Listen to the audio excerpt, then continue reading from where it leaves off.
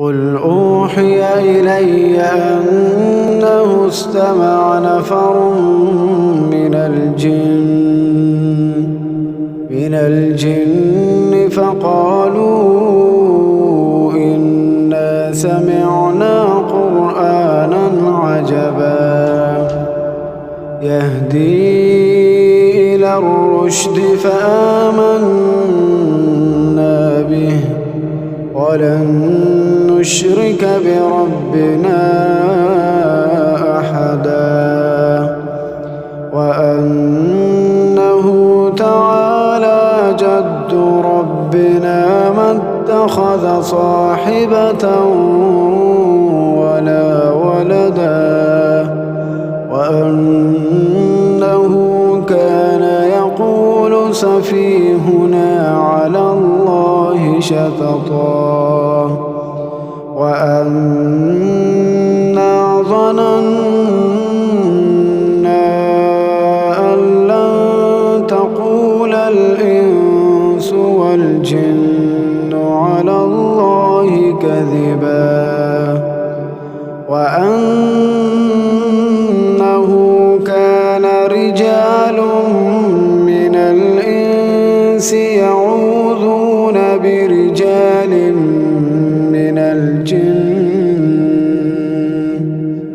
من الجن فزادوهم رهقا وأنهم ظنوا كما ظننتم أن لن يبعث الله أحدا وأنا لمسنا السماء فوجدناها ملئت حرسا شديدا وشهبا وأنا كنا نقعد منها مقاعد للسمع فمن يستمع الآن يجد له شهابا رصدا وأنا لا ندري أشر أريد بمن في الأرض أم أراد بهم ربهم رشدا وأنا منا الصالحون ومنا دون ذلك كنا طرائق قددا وأنا ظننا أن لن نعجز الله في الأرض ولن نعجزه هربا وأنا لما سمعنا الهدى آمنا به فمن يؤمن بربه فلا يخاف بخسا ولا رهقا وأنا منا المسلمون ومنا القاسطون فمن أسلم فأولئك تحروا رشدا وأما القاسطون فكانوا لجهنم حطبا وأن لو استقاموا على الطريقة لأسقيناهم ماء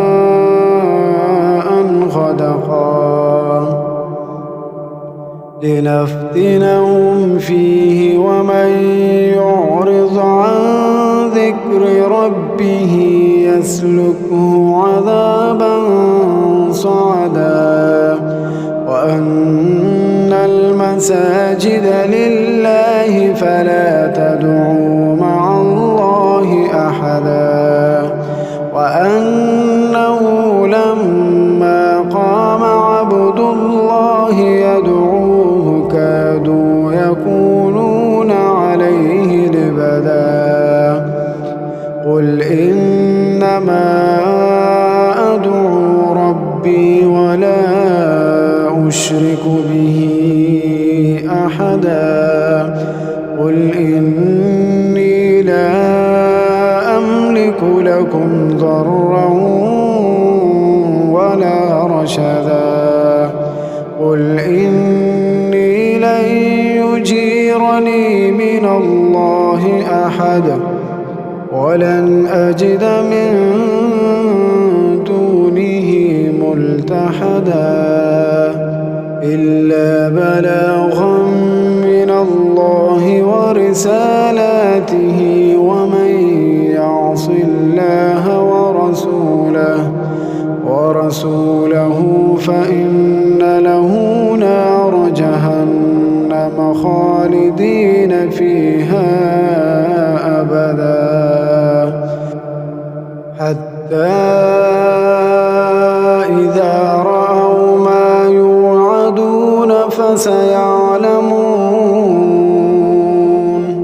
فسيعلمون من أضعف ناصرا